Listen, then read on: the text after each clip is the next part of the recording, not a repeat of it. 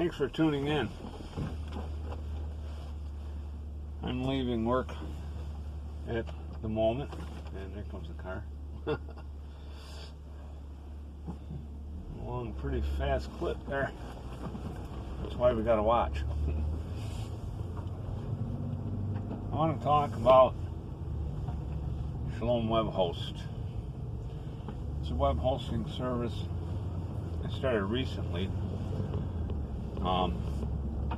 I started Chosen Web Host probably about 12 years back, and it attracts, Torah observant, Sabbath keeping people, and I wanted to work on something where I could give more to ministry. And originally I thought, if it took off, I could use it as a full-time income for retirement, because I can basically operate that from anywhere in the world. And, but I don't know, maybe it was conviction from the Holy Spirit or whatever, I don't know. I slashed all my prices, developed a new website, ordered a new domain under shalomwebhost.com, and I says, I don't care if I don't make money, and I don't. It still costs me money, but that's okay. I'd have to host my own sites anyway, so, I got a few clients that, help offset the costs, and we can help each other that way. My customers now, since this move, are enjoying almost a half price reduction of what they're paying for their hosting. I've got customers that pay as little as $20 for the entire year, not per month, per year, and that's for the pro site. I've got paid plans as low as $10. These are for ministries. I do have business solutions also, and businesses do, get more space, obviously stuff like that, so those will cost a bit more. But even those I'm trying to keep extremely low. And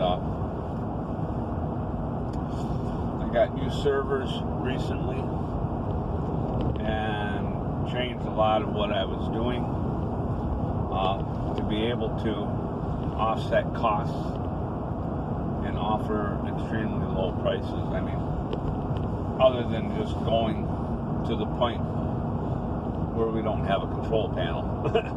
That'd be a little hard to do. I've done it before on personal sites with a little script in there, that the person can manage the site through a script. And it was free. It was like back in '96 when I was starting out doing that. I started a social networking site. Back then, it was an interactive site, I called it. And that supported ministry. And that was a good experience, starting off just on a virtually hosted website before I got my own internet service. And, with that flexibility now, I have, several websites of my own on which I provide various things.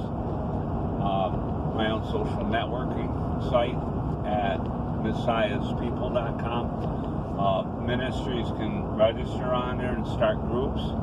There's a link directory where you can put a link to your websites, whatever you have out there.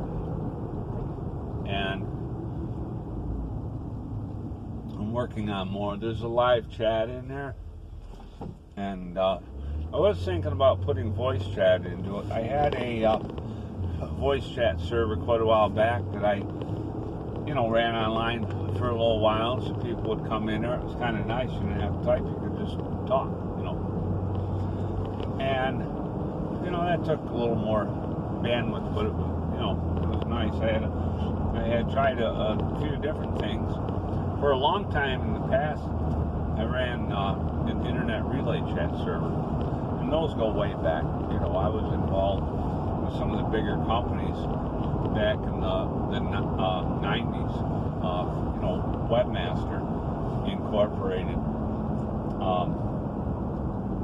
You know, and I helped them debug their 1.5 series on, you know, that turned out to be a phenomenal server. They're no longer in business. You know, I still have copies of the server I have. They gave me a free license for Windows Analytics, which is pretty nice because I was emailing them a lot saying, you know, this isn't coming out right, it should be like this. You know, I just kind of had a head for it. I understood, you know, kind of the way it should be and stuff. And after a while, the owner, Mark Owen, you know, he emailed me back. He goes, your help has been great in debugging the 1.5 series. And he gave me a free license key, you know. And it was for running it on Windows. And then later, you know, I got a Linux server and ended up getting a shell account. And I emailed him. I says, will this work on Linux? And he said, no. So he sends me one for Linux. You know, how cool is that, right? So that was neat, you know, working with those people. And so I've got license keys for those. I still have copies of those servers. I do have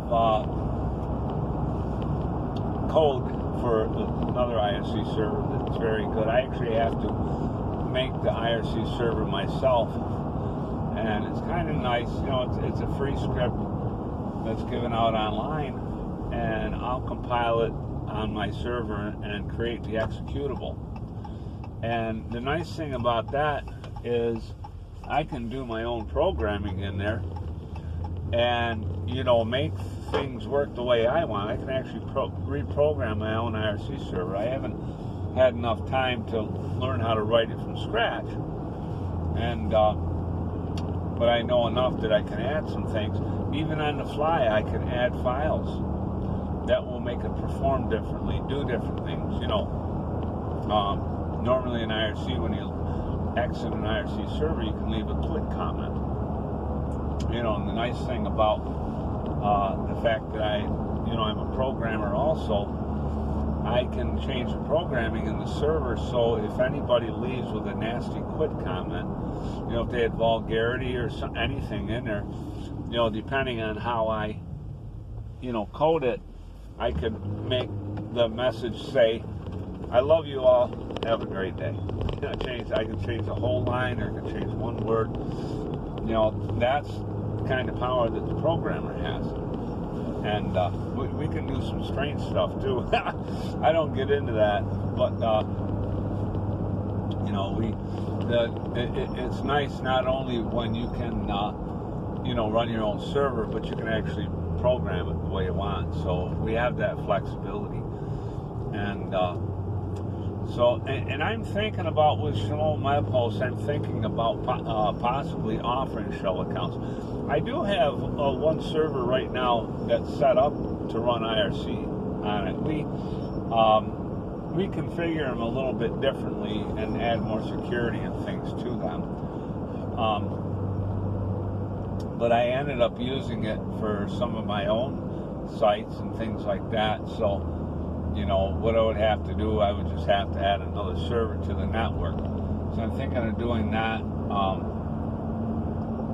and offering more to people. But Shalom Milepost is growing, and as soon as I changed the name, lowered the plans, you know, I started getting more, you know, customers coming. So that was pretty neat. You know, and some of them need phone support, so I will call. I don't have an 800 number, but I can call all over the United States, and I've even got calling, a certain amount of free calling into Canada and Mexico. So I have a nice phone service at my disposal. And my entire network operations center is completely portable. So if I'm gone from home, I can pack that up, take it with me, and do whatever I need to, just as though I'm home. So it's a nice set that I have, excuse me. And I don't think we've really had any downtime to speak of. You know, the servers are always up. We have a fully The data center that my servers run in, it's got multiple upstream providers, you know, as high as OC 193 or something like that, or 93, whatever that number is. I have to look it up again. But it's huge, you know. And so if one provider goes down, you know, it switches over to another one. We're always on, you know. The only time that maybe it would be down is for a server reboot.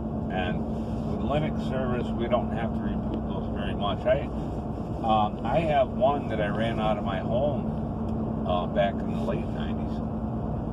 And I only had to reboot that like once every 3 months.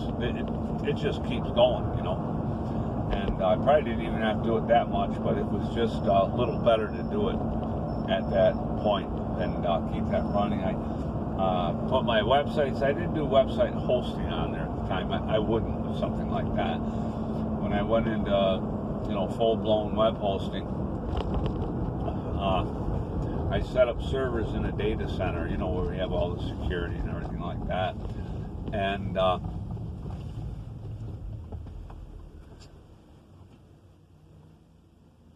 before that, when I ran my own physical server out of my home, I ran my sites on it. I ran DNS through another free provider so I could control my domains, and I actually had my own static IP, which was nice, and my own domain name pointing back to it. So I enjoyed that. Then I had IRC on there, Internet Relay Chat. I had an online radio station. I thought about doing that, but that is a little time consuming, and there is a lot of bandwidth involved. I actually did that on an SDSL line. It wasn't super fast, but it was as fast as a tier 1, I think. You know, or no, actually it was slower. I got to think back. I think that was 383K, but it was fast. You know, I had another guy out in Texas that I knew. He's a techie, and he connected to it, and he goes, "This is fast." It was faster than the church's server, so that was pretty nice to have that. And the church we were in, you know, he may still be in it. I don't know. I got away from that. But. So these are some of the things that have been going on in my life that have led up to this point of having Shalom Web Host. And, you know, things are good. Things are going well. And, you know, the nice thing is I still have my very first customer that I ever got. You know, and that's been 12 years. So I try to, you know, take care of people. And I went to school for computers. I'm not somebody that just thought I'd set this up and figure it out, you know, and don't know what I'm doing. I chose to work a physical job still during the day because I was laid off when I went to tech school, and I had enough money to, you know, get the course, and I did, and I studied at home. And that was a really good experience, but, you know, after just sitting there every day, you know, for weeks and weeks, you know, I could feel myself getting a bit stiff, a little bit sore, and things like that. You know, and that was back in 1995, so it was, you know, a couple, you know, 2.5 decades ago, you know. And I wanted to do something else other than construction. And so I'm still in construction, but I thought when I work with computers, I want to do it outside of that, you know, and have the best of both worlds, because it's good to exercise our brain and our body. And so that's what I wanted, and that's what I'm still doing, and I enjoy it. And you know, the ministries that are with us are enjoying very low cost. There's several domains. I had plans that will allow you to run several domains and websites under a single login. So, and I just set up some more accounts recently added to it, so that, you know, I mean, there's not a ton of stuff, but there's enough that everybody has, you know, several choices, you know, depending on what they want to do. And if there's something specific that you don't see on the order form that you think you'd like, you're always free to talk to me. And you're going to get the highest level support. That's level 3. A lot of the companies you go to, when you talk to their tech support, you're not getting level 3. They give you a low level support. They kind of know a little bit, but they don't know what the back end guys do. And I'm a back end developer, not just front end. And so, when you come to me, you're getting the support right from the owner. I chose to do it that way because I didn't want a hireling handling my business. I take care of all the sales and support. I do all the development. I outsource other things. The servers are hosted in the data center, so there's people there taking care of, the physical hardware. I don't have to touch that, and that's why I can go to work during the day, do drywall work or whatever I do, and I can compete with any company out there. I can compete with the biggest ones. And those companies are very top heavy. I work alone. I don't have employees. And I run a full-scale hosting service with a network of internet servers. And so, and if you're, Messianic, you're in the Torah observant, whatever you want to call it, you're going to be hosting with somebody that shares your mindset and kind of knows what you want. So I work with people all over. I can get you a free blog to put on your site, a free website, depending on what you want, and there's instructions on the site for that. I just want to do the hosting. I used to do some web development for, other people and stuff like that. But I'd rather just, provide excellent, top-notch, unparalleled web hosting that nobody in the world can offer, unless you're just getting it for free. And then, at that point, I would have to ask, how is your support going to be? Probably not good. So, I set this up with that in mind because I want to offer my clients top-notch support. I have an active interest in furthering the Father's kingdom, and that's what it's about. For me, it's not about making money. It's about furthering His kingdom. And so basically what I'm looking at, the way I have everything scaled down, is that, whatever money comes in simply pays for the cost. And when you see the prices, I'm sure you'll see that and go, oh, okay, yep, that's all he's doing. And it still costs me money, but that's okay. Like I say, my motive is to further the Father's kingdom, to bless people, and, because one of the things in the book of Acts, the early assembly had all things common. They shared all things common. And this is one of my ways of doing it. I mean, we don't all live together in a community like they did back then because we're widespread. But we can still do some of that. We can provide services for one another. Just, and if there's any money to charge, or some sites I just take donations. And, I get barely nothing for that, I'd be surprised if it pays for the domain name sometimes. But, I have that mindset that we need to have all things common. So whatever services I put online for the body of Messiah, I want them to be something we can all share in. There's expenses. So that's part of it. Send me money. I don't mean that like, pour money on me. But yeah, it's good if it gets a donation. You can't donate through Shalom Web Host. You can donate on my YouTube channel. I think I put a donate link there. Or you can donate through Messiah's People. And it's through PayPal.